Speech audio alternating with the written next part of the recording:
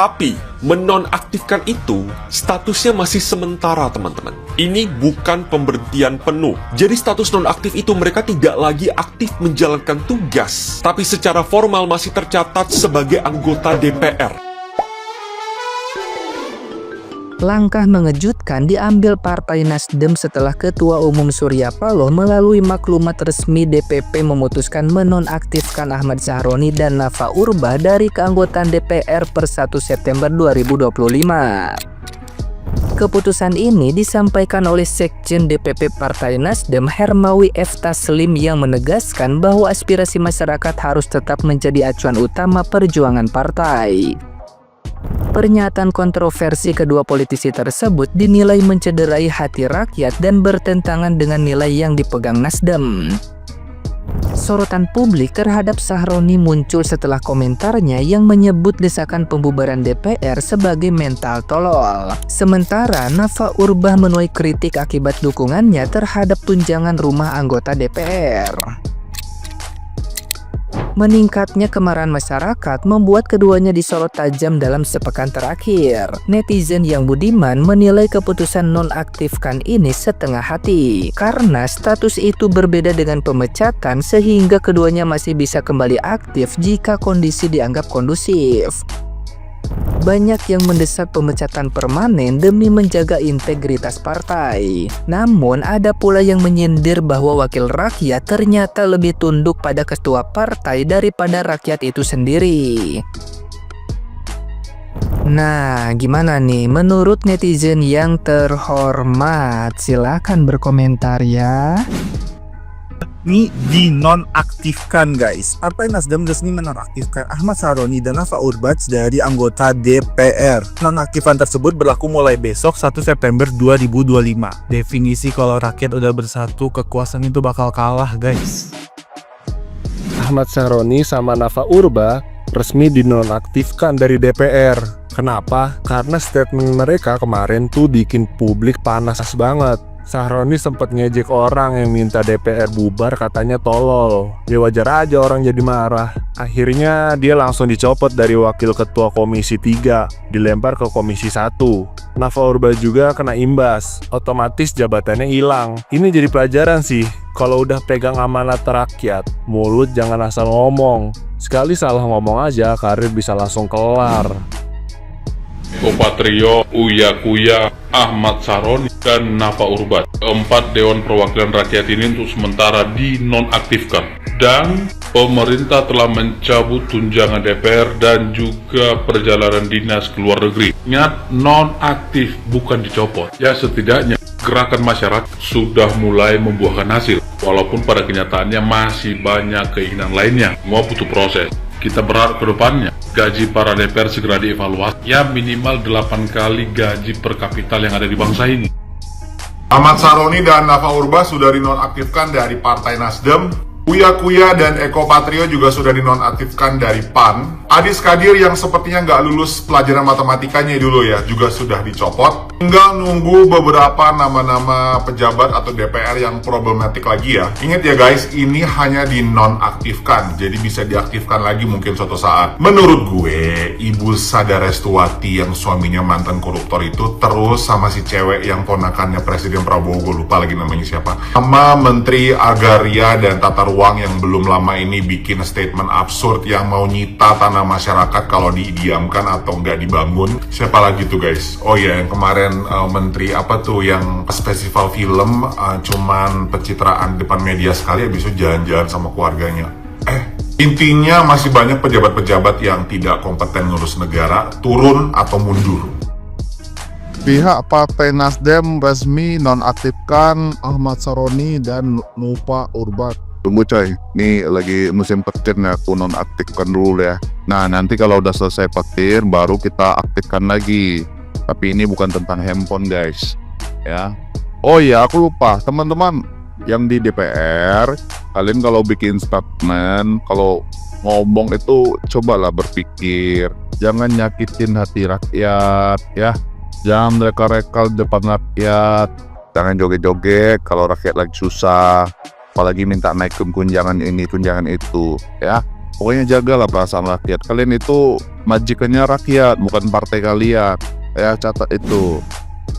Teman-teman, Ahmad Sahroni dan juga Nafa Urbah dinonaktifkan dari keanggotaan fraksi DPR. Diumumkan hari ini, Minggu 31 Agustus 2025 oleh Ketua Umum Nasdem Surya Paloh. Alasan juga dinyatakan bahwa pernyataan mereka mencederai perasaan rakyat dan menyimpang dari perjuangan partai yang berlandaskan kepada aspirasi masyarakat. Tapi, menonaktifkan itu statusnya masih sementara, teman-teman. Ini bukan pemberhentian penuh. Jadi status nonaktif itu mereka tidak lagi aktif menjalankan tugas, tapi secara formal masih tercatat sebagai anggota DPR. Jadi menonaktifkan itu beda sama mencopot dan pemecatan. Apa yang kita perjuangkan, teman-teman, kita nggak mau punya wakil rakyat yang nggak punya empati, nggak punya logika, dan juga tidak punya ilmu. Ahmad Sahroni dan Nafa Urbah resmi dinonaktifkan sebagai anggota fraksi Nasdem DPR RI. Saya akan bacakan poin yang kelima, teman-teman. Bahwa atas pertimbangan hal-hal tersebut di atas, dengan ini DPP Partai Nasdem menyatakan terhitung sejak hari Senin 1 September 2025, DPP Partai Nasdem menonaktifkan saudara Ahmad Sahroni dan Nafa Urbah sebagai anggota DPR RI dari fraksi Partai Nasdem. Selengkapnya poin-poin yang lainnya bisa teman-teman cek di video tersebut. Lukai hati rakyat, Nasdem nonaktifkan Sahroni dan Nafa Urbah dari DPR dan partai. Mantap Bapak Surya Paloh, mantap Nasdem, ya, responsif atas keinginan rakyat, atas kehendak rakyat. Karena kalau Nasdem tidak segera mencopot Bapak Sahroni dan Nafa Urbah ini, maka problem masyarakat akan semakin meluas. Kebencian masyarakat terhadap Nasdem akan semakin ganas. Pinter juga Bapak Surya Paloh mengambil sikap. Daripada mempertahankan dua orang yang ngomongnya itu asalnya nyeplos, tidak menjaga hati rakyat, menyakiti rakyat, lebih baik ditendang sekalian. Masih banyak kok kader-kader yang lain. Terus gini, untuk Bapak Surya Paloh, lain kali kalau seleksi caleg itu yang benar, cari kader itu yang bagus, yang baik, track recordnya. Jangan kayak Pak Sahroni, ya banyak duit sih, tapi ijazahnya nilainya 6. Tapi 6 sukses ya jadi anggota dewan ya. Oh iya, jadi anggota dewan nggak perlu pinter, yang penting duitnya banyak, bisa nyogok sana sini, ya kan? Tuh lihat tuh, ya kirain mereka tuh dipecat atau ngundurin diri, malah dicopot doang jadi anggota dewan. Alah, ini juga nih si Teko Bocor sama si Kuya-Kuya nih dicopot doang. Kenapa sih nggak dipecat atau ngundurin diri aja mereka jadi anggota dewan? Tapi nggak apa-apa dah, setidaknya nih ketua partai mereka udah mendengar keluh kesah aspirasi masyarakat. Karena gara-gara kader atau anggota dewan dari fraksi partai mereka nih, masyarakat jadi marah, masyarakat jadi murka nih gara-gara perilaku dan kelakuan para anggota-anggota dewan dari partai mereka nih. Ya setidaknya udah dah, biarin buat pelajaran nih buat kader-kader atau anggota-anggota dewan nih. Partainya juga harus ngedidiknya yang benar, anggota-anggota dewan dari partainya masing-masing, karena mereka tuh pejabat negara, harus menjaga perilaku attitude yang baik sebagai pejabat negara, sebagai anggota dewan ya. Buat kawan-kawan nih, udah stop penjarahannya, jangan mau diadu domba lagi ya. Soalnya banyak info yang berseliweran nih, ada pihak atau kelompok yang seneng kita diadu domba. Udah, jangan mudah terprovokasi dan terhasut lagi ya kawan-kawan. Udah stop penjarahannya, merusak fasilitas-fasilitas umumnya. Udah stop ya, jangan mudah terprovokasi. Intinya mau gue di sini bukan ngebela pejabat atau anggota dewan ya. Intinya gue membela kawan-kawan semua nih, keselamatan kawan-kawan semua. Jangan mudah terprovokasi dan terhasut, karena biar gimana pun kita juga yang rugi dan yang dikorbankan. Udah, jangan mudah terprovokasi dan terhasut.